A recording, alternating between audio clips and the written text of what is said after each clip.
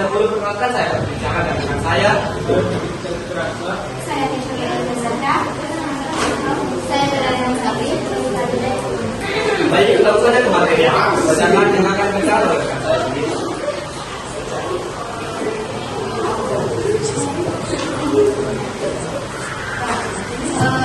Pengertian pengangguran. Pengangguran adalah keadaan hidup seseorang yang sehingga tidak semua mendapatkan pekerjaan. Ini sebenarnya terjadi di negara yang berkembang termasuk Indonesia. Jenis-jenis pengangguran ada dua macam, berdasarkan sifat dan berdasarkan sosial. Berdasarkan sifat yaitu pengangguran terbuka, ingin bekerja tapi belum mendapatkan pekerjaan. Sedangkan pengangguran bekerja dengan jam kerja sedikit, upah rendah atau kurang produktif. Pengangguran terselubung, bekerja tetapi saya pakai, misal belum jadi hasil. Pengangguran musiman, hanya bekerja pada musim tertentu. Berdasarkan penyebab, yaitu pengangguran struktural, terjadi karena perubahan ekonomi dan atau teknologi. Pengangguran fungsional, terjadi saat orang tidak kerja atau baru mencari pekerjaan. Pengangguran disebabkan fluktuasi ekonomi terutama saat resesi. Pengangguran teknologi digantikan oleh sistem otomatis.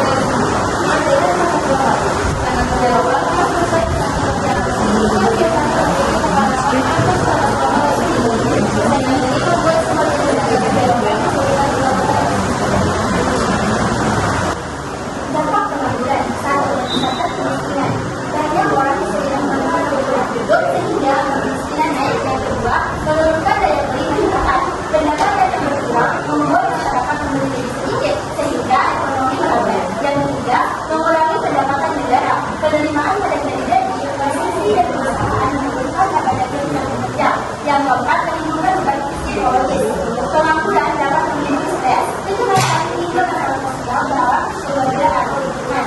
Yang kelima, meningkatkan pengeluaran negara. Pemerintah harus menyediakan bantuan sosial dan pelatihan sehingga anggaran keselamatan berkurang. Yang keenam, meningkatkan angka kejahatan. Kesulitan ekonomi dapat mendorong sebagian orang melakukan tindakan kriminal.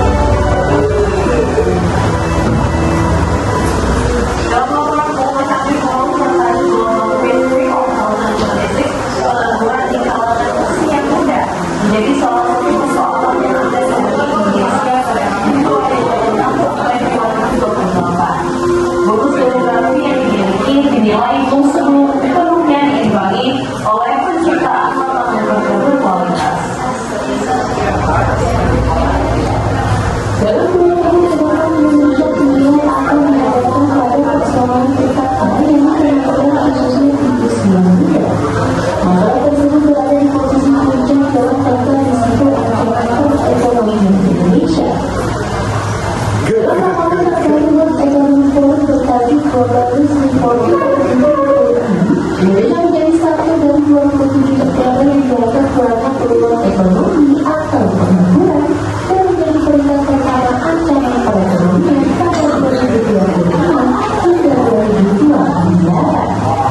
Bonus demografi yang dinilai belum sepenuhnya diimbangi oleh penciptaan lapangan kerja berkualitas.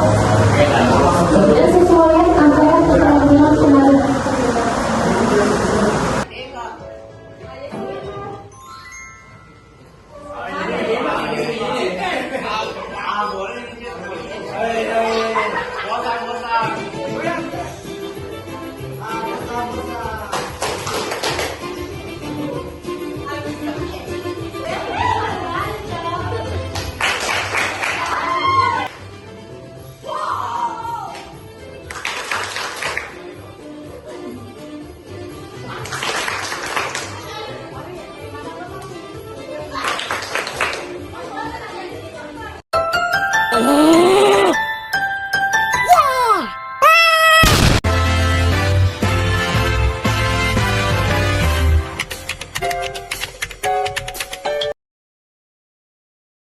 Satu. Pertanyaannya, seberapa besar peran orang dalam menciptakan pengangguran bagi mereka yang berprestasi tapi tidak punya koneksi? Jawabannya, peran orang dalam atau nepotisme atau koneksi cukup besar, terutama di beberapa sektor, yaitu mengurangi kesempatan adil. Orang yang punya koneksi lebih mudah diterima meskipun kurang kompeten. Yang kedua, menghambat meritokrasi. Prestasi dan kemampuan tidak lagi jadi faktor utama. Yang ketiga, meningkatkan pengangguran terdidik. Orang yang sebenarnya mampu justru tidak mendapat pekerjaan. Menghambat meritokrasi. Prestasi dan kemampuan tidak lagi jadi faktor utama. Meningkatkan pengangguran terdidik. Orang yang sebenarnya mampu justru tidak mendapat pekerjaan. Namun perlu diingat, tidak semua perusahaan seperti ini. Banyak juga yang mengutamakan kemampuan dan profesionalitas. Jadi peran koneksi cukup berpengaruh, tapi bukan satu-satunya faktor. Jawaban dari pemateri ini, nepotisme itu cukup besar dalam mempengaruhi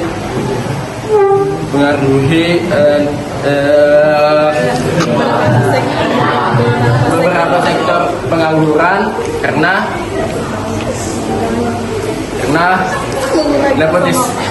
mengurangi kesempatan adil, walaupun ada yang lebih berprestasi namun tidak memiliki koneksi, itu sama saja bohong. Namun tidak semua perusahaan begitu.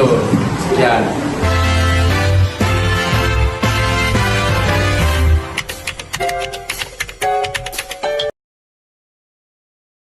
Itu menurut kalian, jika ada 10 orang yang bekerja di ladang tapi hanya ada 4 orang yang boleh bekerja, apakah kondisi ini termasuk pengangguran? Dan jelaskan dampaknya dan pengaruhnya dalam produktivitas dan termasuk dalam jenis apa? Baik, saya akan menjawab. Situasi tersebut termasuk dalam pengangguran terselubung atau disguised unemployment. Nah, dari jawaban yang saya dengarkan itu, kondisi ini masuk ke dalam pengangguran terselubung dikarenakan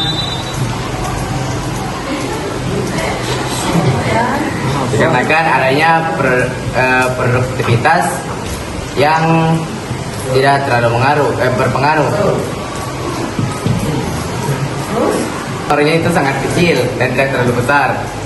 Serta jika hasilnya dibagi lagi itu hasilnya akan semakin kecil. Contoh, gajinya dipangkas karena terlalu banyak orang yang bekerja dalam satu ladang.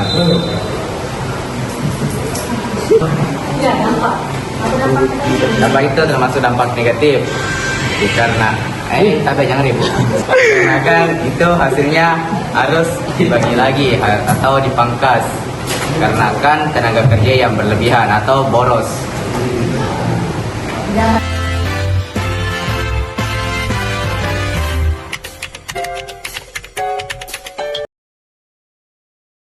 Terjadi ketika kemampuan lulusan tidak sesuai dengan kebutuhan dunia kerja. Ini menjadi penyebab utama karena kurikulum kurang relevan. Materi yang diajarkan di sekolah atau kampus sering tertinggal dan perkembangan industri. Kurangnya pengalaman praktik. Banyak lulusan lebih banyak teori dibanding keterampilan kerja nyata. Perkembangan industri cepat, dunia kerja berubah cepat atau terutama teknologi, tapi lulusan belum siap mengikuti. kurangnya soft skills seperti komunikasi, kerja tim, dan problem solving yang sangat dibutuhkan perusahaan.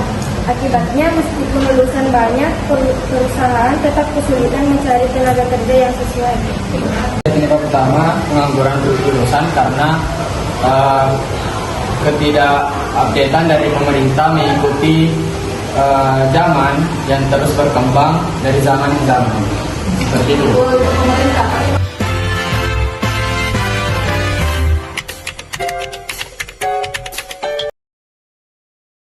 Apa hubungan perkembangan teknologi dan meningkatnya pengangguran? Jawabannya itu, perkembangan teknologi memiliki hubungan erat dengan pengangguran. Itu otomatisasi pekerjaan. Mesin atau AI menggantikan pekerjaan manusia. Contohnya, kasir digantikan oleh mesin otomatis. Dua itu efisiensi perusahaan. Perusahaan menjadi lebih efisiensi sehingga membutuhkan tenaga kerja yang lebih sedikit. Tiga itu perubahan jenis pekerjaan. Pekerjaan lama menghilang dan muncul pekerjaan baru yang membutuhkan kemampuan atau skill baru. Jadi teknologi bisa meningkatkan pengangguran sementara, terutama bagi yang tidak bisa beradaptasi. Namun dalam jangka panjang, teknologi juga menciptakan lapangan kerja baru. Perkembangan teknologi memiliki hubungan erat dengan meningkatnya pengangguran karena otomatis pekerjaan bisa kayak diganti sama AI, terus pekerjaan bisa digantikan dari mesin pakai AI, dan juga menggantikan pekerjaan manusia seperti kasir jadi mesin. Selanjutnya ada peningkatan efisiensi. Perusahaan jadi lebih butuh sedikit karyawan atau pekerja karena adanya teknologi ini.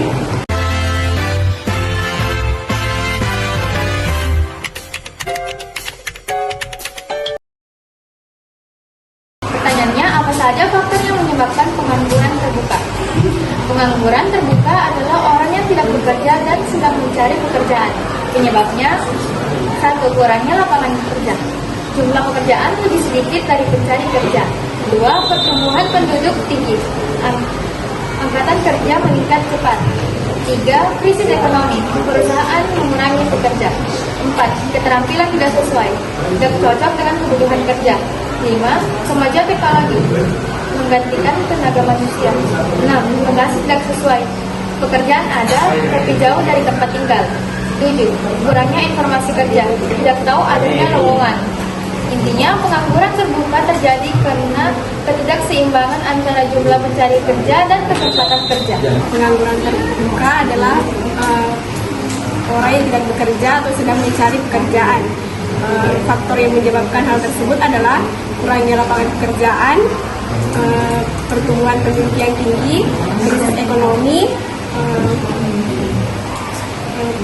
kemajuan teknologi, keterampilan yang tidak sesuai, kurangnya informasi kerja, dan artinya pengangguran terbuka terjadi karena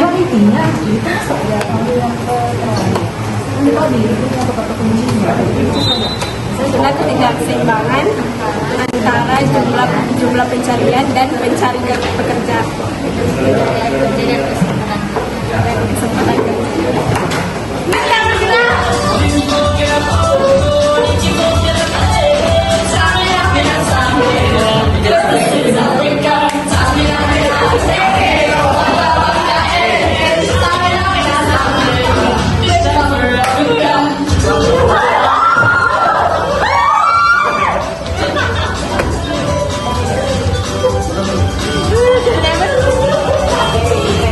Kesimpulan dari presentasi kami kelompok kami pada hari ini. Baik, kesimpulannya yaitu pengangguran di Indonesia terjadi karena berbagai faktor yang saling berkaitan, seperti ketidaksesuaian keterampilan dengan kebutuhan kerja, pengaruh koneksi orang dalam, perkembangan teknologi, serta keterbatasan lapangan pekerjaan.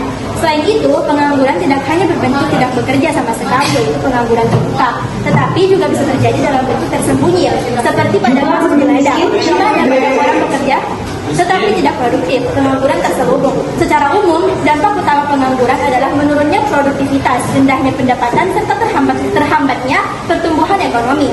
Oleh karena itu, diperlukan peningkatan kualitas keterampilan, pemerataan kesempatan kerja, serta kemampuan beradaptasi dengan perkembangan zaman agar pengangguran dapat dikurangi. Baik, itulah sesi terakhir dari presentasi kami. Terima kasih atas kesempatan dan perhatian yang diberikan. Wabillahi taufiq wal hidayah. Wassalamualaikum warahmatullahi wabarakatuh. Waalaikumsalam.